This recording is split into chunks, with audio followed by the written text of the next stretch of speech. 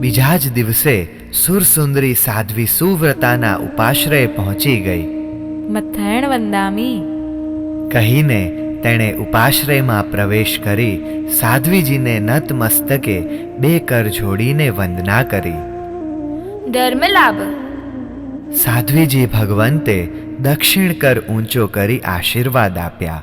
સુરસુંદરી સાધ્વીજીની અનુમતિ લઈને વિનયપૂર્વક બેસી ગઈ અને પોતાનો પરિચય આપતા બોલી, હે પૂજ્યા, આપના દર્શન કરીને મને અતિ આનંદ થયો. મારું નામ સુરસુંદરી છે. મારા પિતા રાજા રિપુમર્દન છે અને મારી માતાનું નામ રતિસુંદરી છે. મારા માતા પિતાની પ્રેરણાથી હું આપની પાસે ધર્મબોધ પામવા આવી છું. નગર શ્રેષ્ઠી ધનાવના ધર્મપત્ની ધનવતી દેવીએ મને આપનો પરિચય આપ્યો અને આપનું આ સ્થાન બતાવ્યું. હે પુણ્યશાલિની, ધન્ય છે તારા માતા પિતાને કે જેઓ પોતાની પુત્રીને 64 કળાઓમાં નિપુણ બનાવીને એને ધર્મબોધ આપવાની ઈચ્છા રાખે છે. અને ધન્ય છે એ પુત્રીને કે જે માતા પિતાની ઈચ્છાને સહર્ષ સ્વીકારીને ધર્મબોધ પામવા પ્રયત્નશીલ બને છે. પૂર્વકૃત મહાન પુણ્યકર્મનો ઉદય હોય તો જ આવા સંસ્કારી, સુશીલ અને સંતાનોનો આત્મહિતની ચિંતા કરનારા માતા પિતા મળે છે. અને શ્રેષ્ઠ પુણ્યકર્મના ઉદયથી આવા વિનમ્ર, વિનીત અને બુદ્ધિમાન સંતાનની પ્રાપ્તિ થાય છે. સુરસુંદરી, તું અહીં નિયમિત આવી શકે છે. તને અહીં શ્રી તીર્થંકર પરમાત્માએ પ્રકાશેલા તત્વનો બોધ મળશે.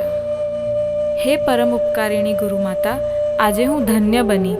આપની કૃપાથી હું કૃતાર્થ બની. આપના પાવન ચરણોમાં બેસીને સર્વજ્ઞ શાસનના તત્વોનો અવબોધ પ્રાપ્ત કરતા હું ભાગ્યશાલિની બનીશ. આપના આ ઉપકારને હું ક્યારેય નહીં ભૂલી શકું. કૃપા કરીને આપ મને સમયનો નિર્દેશ કરો, જેથી હું આપની સાધના આરાધનામાં વિક્ષેપ કરનારી ન બનું. આપને અનુકૂળ હોય એ સમયે પ્રતિદિન હું આવી શકું. સાધ્વીજીએ એને મધ્યાહન કાળનો સમય બતાવ્યો. ખૂબ ભાવ વિભોર બનીને પુનઃ વંદના કરીને સુરસુંદરી પોતાના મહેલે પહોંચી. સુરસુંદરી સીધી જ પહોંચી ગઈ માતા રતિસુંદરી પાસે. સાધ્વીજી સાથે કરેલા પરિચયનું હર્ષથી ગદગદ હૈયે એણે વર્ણન કર્યું. રતિસુંદરી પ્રસન્ન થઈ ગઈ. વત્સ, આવો સત્સમાગમ મનુષ્યના પાપોનો નાશ કરે છે. ત્યાગી અને જ્ઞાની આત્માઓની વાણી મનુષ્યના સંતપ્ત હૃદયને પરમ શાંતિ આપે છે. એમની પાસેથી શ્રદ્ધાથી અને વિનયથી મેળવેલું જ્ઞાન જીવનના ઝંઝાવાતોમાં મનુષ્યને મેરુવત નિશ્ચલ રાખે છે. માટે મારી વહાલી બેટી, તું સાધ્વીજી પાસે પ્રતિદિન જજે. અને માં, તને બીજા એક સારા સમાચાર આપું. હું કાલે અમરની હવેલીએ ગઈ હતી અને દેવી ધનવતીને મેં સાધ્વીજી અંગે પૃચ્છા કરી. ત્યારે તેમણે મારી ધર્મબોધ મેળવવાની ઈચ્છા જાણીને પ્રસન્નતા વ્યક્ત કરી અને અમરને પણ કોઈ સાધુ પુરુષ પાસે ધર્મબોધ મેળવવા જવાની પ્રેરણા આપી. ઘણું સારું કહેવાય. પણ અમરે એ વાત સ્વીકારી? હા માં, અમર એની માતાની વાત સ્વીકારે જ. પિતાની આજ્ઞાનું પણ પાલન કરે છે.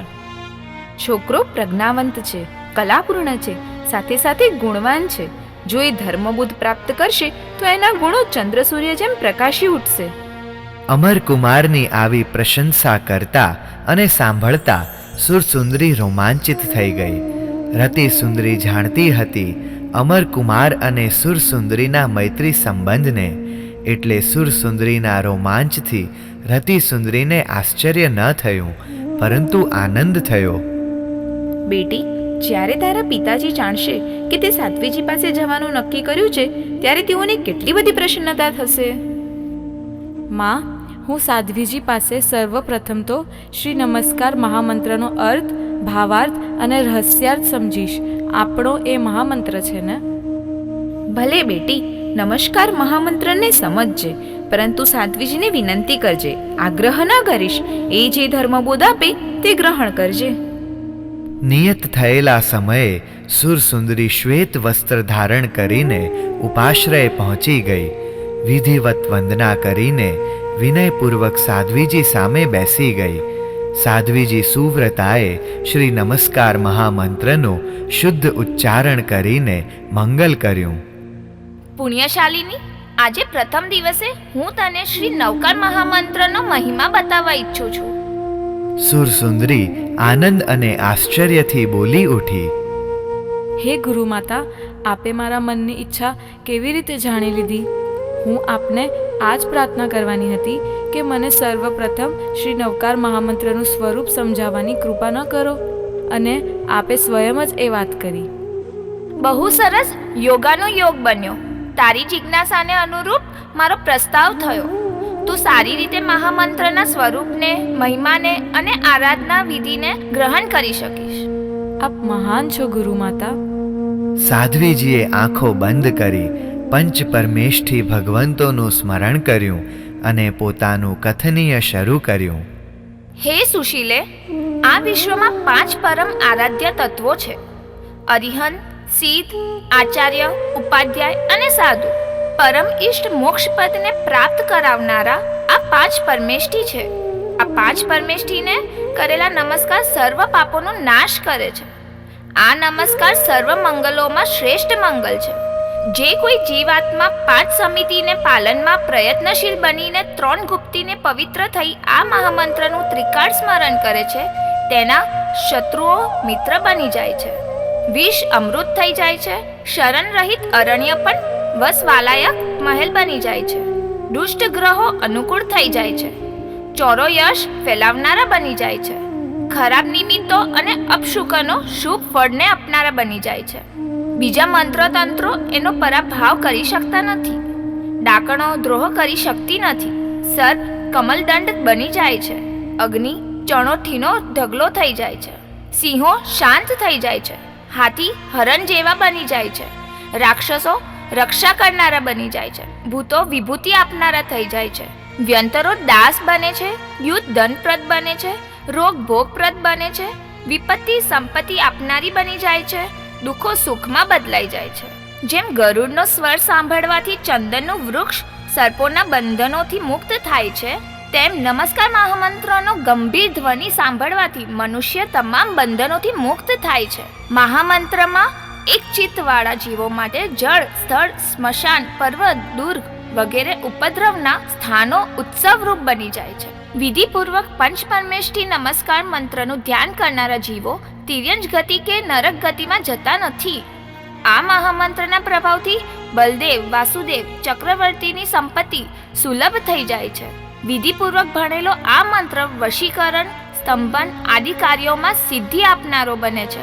વિધિપૂર્વક સ્મરણ કરવામાં આવે તો આ મહામંત્ર પરવિધાનો ઉચ્છેદ કરે છે અને શ્રુત દેવોનો ઉપદ્રવો ધ્વંસ કરે છે. સ્વર્ગ, મૃત્યુ અને પાતાલ આ ત્રણેય લોકમાં દ્રવ્ય, ક્ષેત્ર, કાળ અને ભાવની અપેક્ષાએ જે કંઈ આશ્ચર્યકારી અતિશય દેખાય તે આ નમસ્કાર મહામંત્રના આરાધનાનો જ પ્રભાવ છે.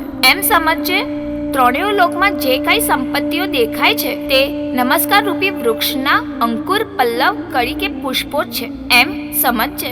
નમસ્કાર રૂપી મહારથ ઉપર ચડીને જ અત્યાર સુધીમાં તમામ આત્માઓ પરમપદને પામ્યા છે એમ જાણજે. જેઓ મન, વચન, કાયાની શુદ્ધિથી 1,00,000 નવકાર મંત્રનો જાપ કરે છે, તેઓ તીર્થંકર નામ કર્મ બાંધે છે. આવા નમસ્કાર મંત્રમાં જો મન લીન થતું નથી તો ચિરકાળના આચરેલા એવા તપ, શ્રુતજ્ઞાન કે ચારિત્ર ધર્મનું શું પ્રયોજન છે?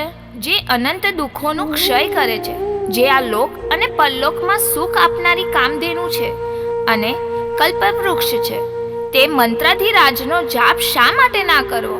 દીવાથી, સૂર્યથી કે બીજા કોઈ તેજથી જે અંધકારનો નાશ નથી થતો, તેનો નાશ નમસ્કાર મહામંત્રથી થાય છે. જેમ નક્ષત્રોમાં ચંદ્ર શોભે છે, તેમ તમામ પુણ્ય રાશિમાં ભાવ નમસ્કાર શોભે છે. વિધિપૂર્વક 8,08,08,808 વાર આ મહામંત્રને જપવામાં આવે તો જપનાર મહાત્મા 3 ભવમાં મુક્તિ પામે છે. માટે હે પુણ્યશાલિની, તને કહું છું કે સંસાર સાગરમાં જહાજ સમાન આ મંત્રના સ્મરણમાં શિથિલ થઈશ નહીં. ભાવ નમસ્કાર અવશ્ય પરમ તેજ છે. સ્વર્ગ અને અપવર્ગનો માર્ગ છે. દુર્ગતિનો નાશ કરનાર અગ્નિ છે. જે ભવ્ય જીવ પ્રાણાંત સમયે આ મહામંત્રને ભણે, ગણે, શ્રવણ કરે, ધ્યાન કરે, તે જીવ કલ્યાણની પરંપરા પામે છે.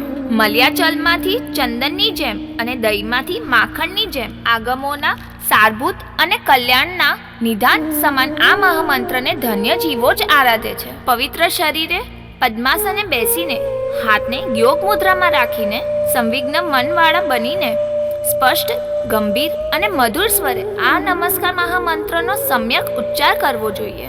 શારીરિક અસ્વસ્થતા વગેરેના કારણે આ વિધિ ન સચવાય એમ હોય તો અશિયા ઉષા આ મંત્રનું સ્મરણ કરવું. આ મંત્રનું સ્મરણ પણ શક્ય ન હોય તો ઓમનું સ્મરણ કરવું. આ ઓમકાર મોહહસ્તીને વશ કરવા માટે અંકુશ સમાન છે. મહામંત્રનું સ્મરણ કે શ્રવણ કરતા એમ વિચારવું કે અહો, હું સર્વાંગે અમૃતથી સિંચાયો છું, આનંદમય થયો છું, કારણ કે પરમ પુણ્યના કારણભૂત પરમ મંગલમય આ નમસ્કાર મંત્ર મને મળ્યો. અહો, મને દુર્લભ તત્વનો લાભ થયો, પ્રિયનો સંગમ થયો, તત્વનો પ્રકાશ થયો, સારભૂત પદાર્થ મળી ગયો.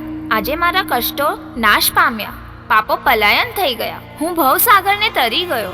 હે યશસ્વીની, સમરસમાં ઝીલતા ઝીલતા ઉલ્લાસપૂર્વક શ્રી નવકાર મહામંત્રનું સ્મરણ કરનાર, શ્રવણ કરનાર આત્મા પાપ કર્મોને હીણને સદગતિ પામે છે, દેવતત્વને પામે છે, પરંપરાએ 8 ભવોમાં સિદ્ધિને પામે છે. માટે સુરસુંદરી પ્રતિદિન 108 વાર આ મહામંત્રનું સ્મરણ કરવાનું ક્યારેય ના ભૂલીશ.